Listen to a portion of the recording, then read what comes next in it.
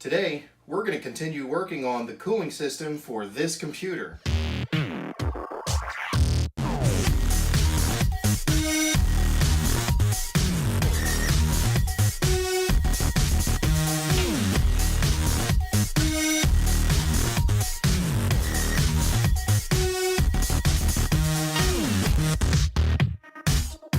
Hi guys, and welcome back to the show. So, as you've seen in previous videos, we diagnosed that the cooling system for this computer has a bad compressor. So because of that, I need to repair that cooling system in order to continue using this computer the way I need to use it. Now I have in front of me here a dehumidifier. I picked this dehumidifier up for super cheap, but it fit a number of criteria that I am looking for. For one, it was older and the box was damaged, so I got a really good discount on it. And for two, it is using R134A as the refrigerant. Now, part of the downside to the cooling system that I put in this, I just tore apart a window unit, a 5000 BTU window unit, and used the components along with some other components that I put in there to make the cooling system. Now, because of that, it was severely overpowered.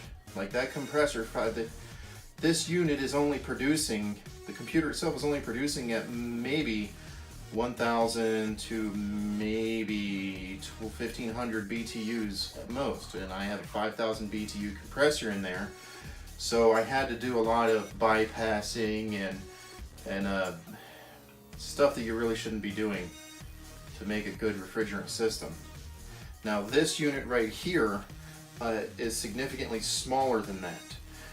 This unit, I haven't pushed the numbers yet, but we're looking at a 370 watt system.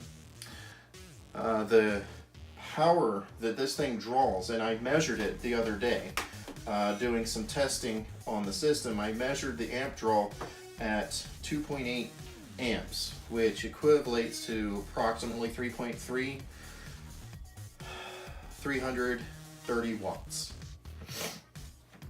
So, give or take parasitic draw, which is the amount of energy it takes simply to just function, the amount of energy we can actually get out of the system should be equivalent to the right size of what we are using here. So we have 330 watts of energy producing heat in here, and this supposedly uses 370 watts to manage heat here. Now you say, well, it's a dehumidifier. Why in the world are you using that to try and cool something? So I might as well explain that to you. A dehumidifier actually uses mechanical cooling to remove humidity from the air. It then reheats that air using the condenser that would normally be blowing hot air somewhere else. In the case of your house, you have an evaporator inside that is removing heat from the house. It puts it in the refrigerant, then the refrigerant goes to the outdoor unit, which is the condenser, and then the condenser puts the heat outside. At least hopefully it's doing that, otherwise it's not working right. So what a dehumidifier actually does is, first it sends the air through the evaporator, the cold coil. It removes the heat from the air in the evaporator. And in doing so, it also removes humidity. Your air conditioner removes humidity. It's just a natural byproduct of conditioning the air. And that all has to do with a dew point. And I can explain that in another video more thoroughly. But what you have to understand today is this is all that in one little package. So we send the air across the evaporator to remove heat from the air, which also in turn removes humidity. And then we send that air back through the condenser to warm it back up. That way it's not just cooling off the room, it's actually removing humidity. So because of that, there's a possibility we can use this to cool this. Let's get started by checking a couple things. So I think what I'll do is go ahead and plug the unit in and try a couple features out. We'll do a fast forward on that because it's going to take a little bit of time to do some of the testing, trying some of the features out. It has a high and a low feature, so we'll see how that works.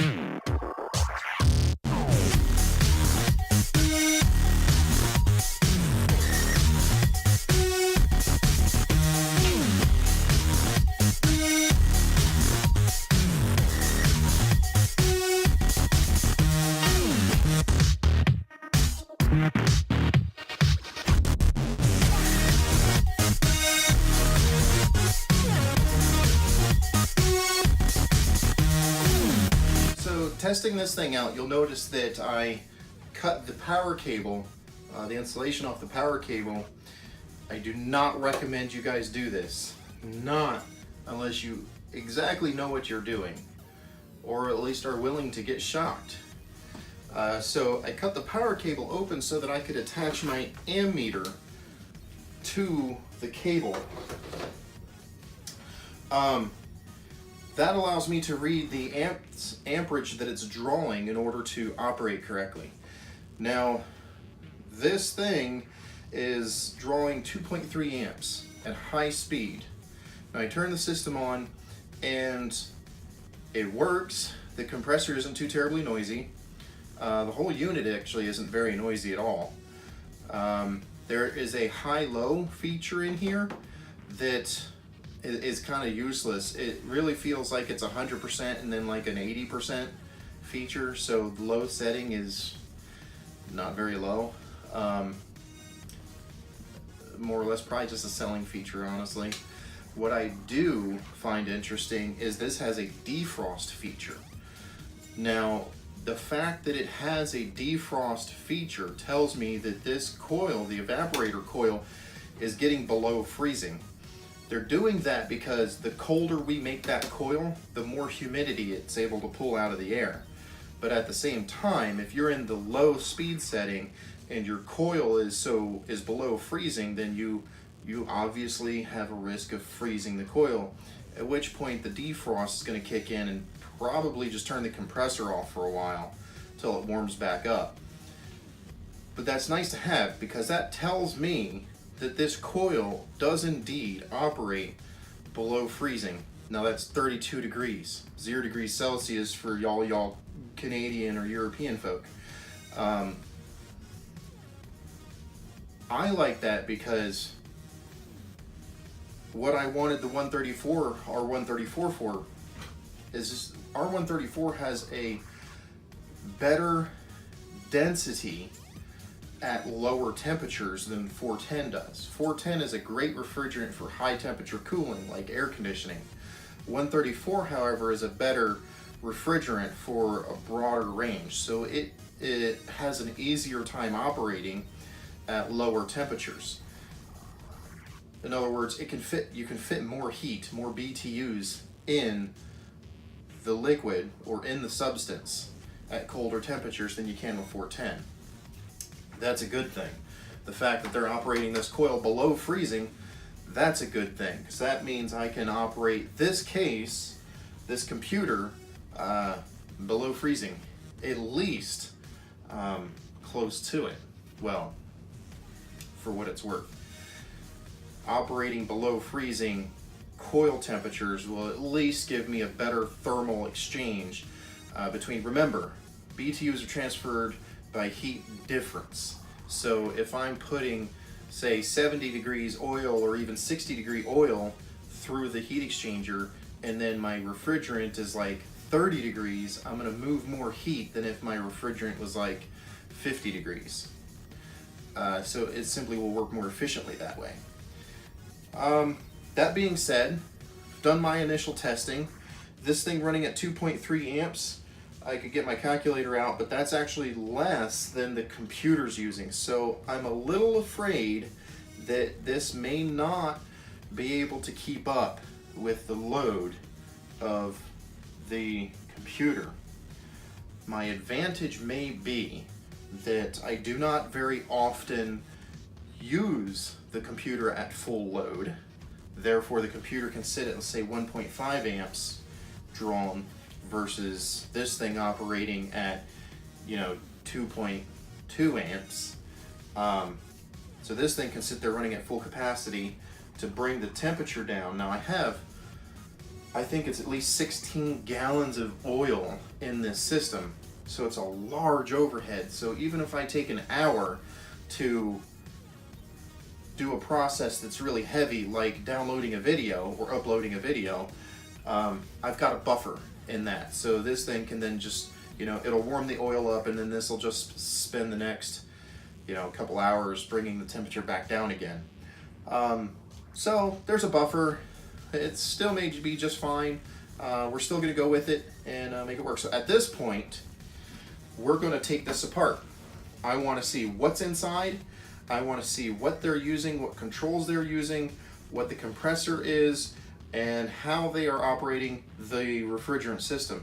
Also, the regulator is important. Are they using a capillary tube or a TXV? I'm predicting it's a capillary tube because that is the least expensive way to do this. Also, what am I going to do for a condenser? Because by the time I replace the evaporator, now I need to do something with the heat or the condenser. And that may be something that I put remotely, like in the attic or something, just so that the heat that all of this produces isn't in this room, because I'll be honest, right now it's hot as balls in here. Anyhow, so we're going to start taking this apart. At this point, this is where the warranty and the user manual goes out the window, and this here, don't open this or it voids your warranty sticker. Yeah, those are worthless anyhow, by the way, but we're totally voiding this warranty.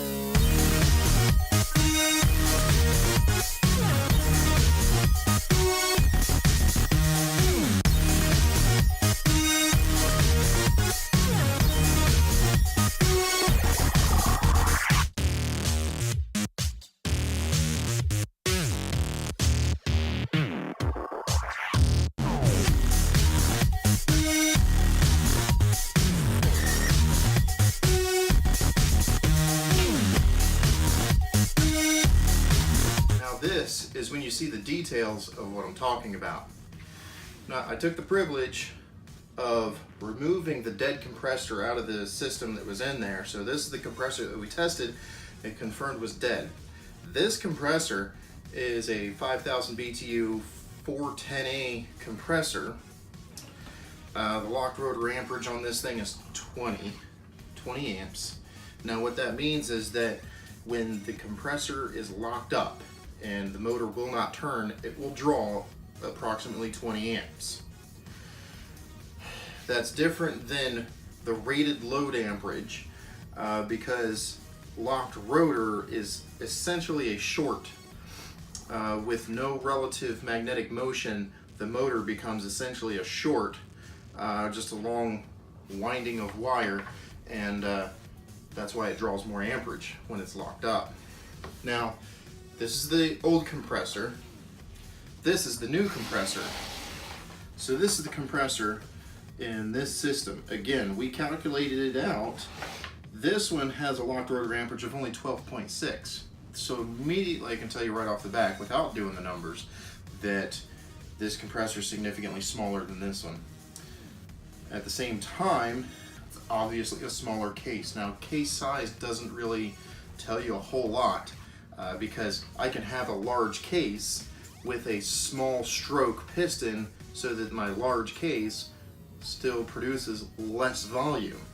So case size doesn't really make that big a difference, but in this case it's very easy to see that this compressor is significantly larger than this compressor. That doesn't mean that this one isn't going to get the job done, because again, remember, this thing was oversized. And because it was oversized, I had to do some interesting engineering to make it work. So this one may actually be a lot closer to appropriately sized for this system, and I can keep the engineering involved in the system a lot simpler. Now I'd like to take the opportunity to show you what I meant as far as how a dehumidifier operates.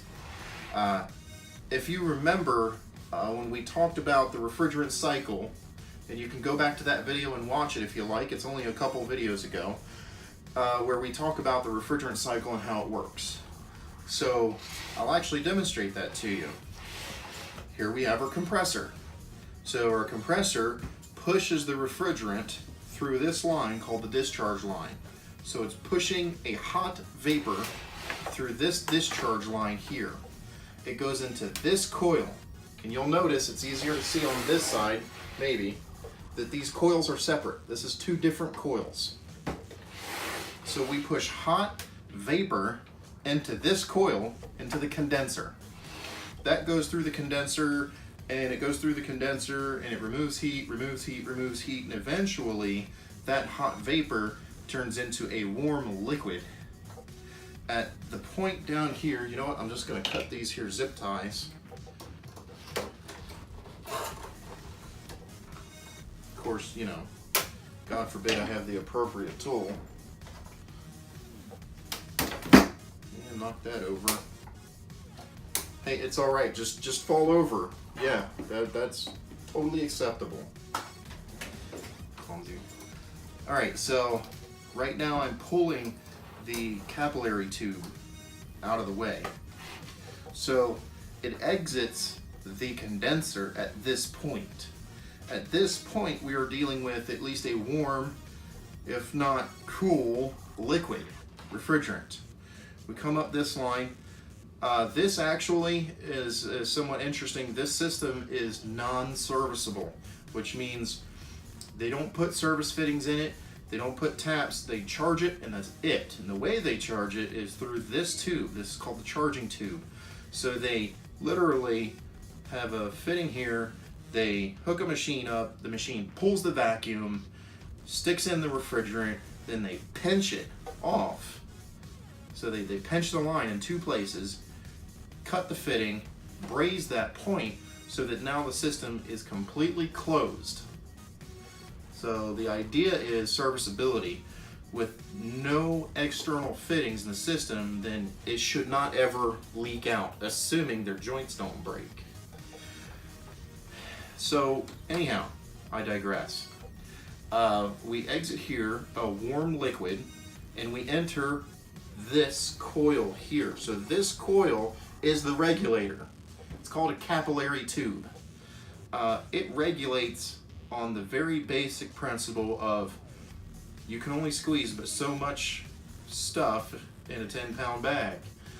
The size of the tube inside is very precise, and the length coupled with the size of the tube determine how much volume of refrigerant you're ever going to be able to push through here at a given PSI. They are ignorant regulators, and I say that because they are not able, at least on the average scale, they are not able to make up for differences in temperature, differences in humidity, the latent heat of the system that it has to deal with and all its variables. This isn't able to make up for that. So it basically is limited. Now, if you're an engineer, you're going to say, well, that's not exactly true. Yes, there are microscopic variances that happen in a capillary tube, one of which being temperature can vary the size of that orifice. So the more temperature it has to deal with, the larger the orifice, the size of the tube gets, just because of thermostatic expansion. And therefore it will let more through. Practically speaking, it's one thing, it's set, and that's all you're going to get out of it. So anyhow, this is the regulator. I am going to reuse this regulator because this system is already engineered for this evaporator. Again, remember, our superheat protects the compressor. Our subcooling makes sure that we have liquid so the system will work. Subcooling is determined by the condenser. Superheat is determined by the regulator. So this regulator is making sure that we only get enough refrigerant through this coil so that by the time we exit the coil right here, we are a vapor again, because these don't like liquid. So this is the suction line. So we go into the evaporator and you'll notice we're reversed. We're going in at the bottom and exiting at the top. There's a reason for that. And the reason is we want to give this refrigerant enough time to evaporate, to boil off before it gets to the suction line.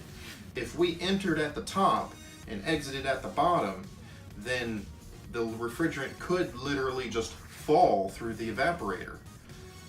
So in this case, it gives the refrigerant a chance to pool, and we only suck off the top where hopefully there's no liquid.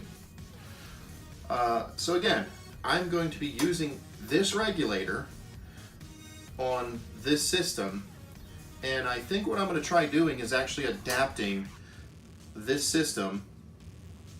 Yeah, I think I'm going to try adapting this system, the compressor and the regulator, to my flat plate heat exchanger. That way, I mean, I have more than one way I can do this. I can literally just take this evaporator out and strap a bunch of fans to it and just dunk it in the oil. I can do that. It would probably be the simplest way to accomplish this, but in doing so, I goof up all my nice decorations I put in there. If I have to, I will, but if I can avoid it, I'm going to try and avoid it. If I can make this system work with the flat plate heat exchanger that's down there, then I can maintain the cosmetic value. But at the same time, you know what? I might not, because this computer is old, and assuming that this channel takes off and you guys actually enjoy the videos I make and enough people subscribe to justify spending the money on it, I'm going to be building a computer to replace this. One that will be much more powerful, much more up-to-date, not so old, and actually get the job done without taking forever to do it. So, you know, I may not even care about the cosmetic value of this computer. So I guess we'll see. I may just drop this evaporator in, just plunk the sucker right on in there and say, there you go.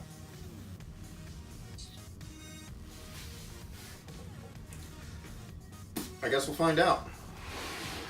All right, ladies and gentlemen, I forgot to point out.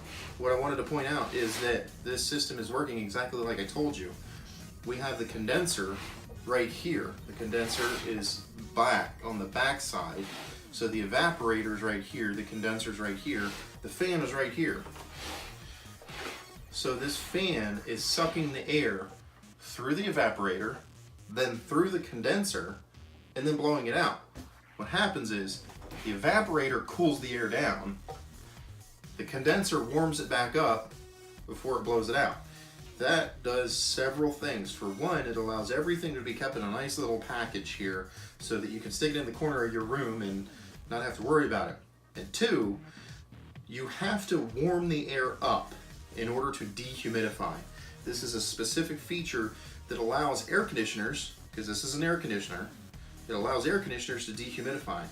If I simply took a window unit and put it in that window and ran it to dehumidify this room, I would overcool the room. And again, I feel like I should create another video to explain this, what dew point and humidity have to do with air conditioning, because it's very important. But if all I did was just run an air conditioner, I would actually make the room so cold that I was unable to dehumidify. That happens. In fact, you can see it if you ever run a window unit so much that it starts blowing mist out the front of the window unit. That's happening because you are no longer able to get the coil cold enough to actually pull the humidity out of the air. And at that point, the humidity ends up just coagulating in a cold airstream and blowing out the front of the unit. Also has to do with the fans are usually overpowered at that point too, but in the case of a dehumidifier, in order to keep that from happening, they reheat the air so that all we're actually doing is removing moisture from the air, expending a bit of energy to do so, but it makes your home feel a lot more comfortable and healthier if you keep the moisture out of it. So that's what's going on. I'm going to continue taking this thing apart, getting the different components apart on this thing, and I'll see what I end up doing. In a future video, you'll see what we end up doing, whether I'm just going to take that evaporator, strap some fans to it, and dunk it in the oil, which I may just do, or if I'm actually going to tie it into the flat plate heat exchanger and maintain the cosmetic value that I have going on here. I'm not attached to this computer, honestly. So, we'll see. Stay tuned, and I guess you'll find out whether what I end up doing with that. Again, if you enjoyed this video, hit the like button. If not, hit the dislike button. Leave a comment as to why you didn't like the video, because I want to know so I can improve future videos. Hit subscribe and hit that little bell icon so that you actually know when I release these videos, and you can enjoy the channel as much as hopefully everybody else does. Thank you very much and have a good night.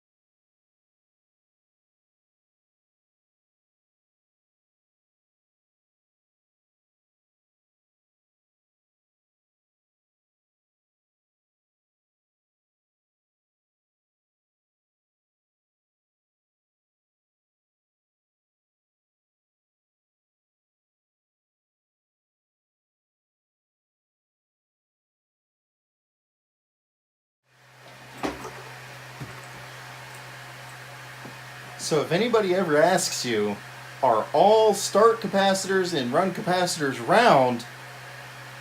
That's a big fat no.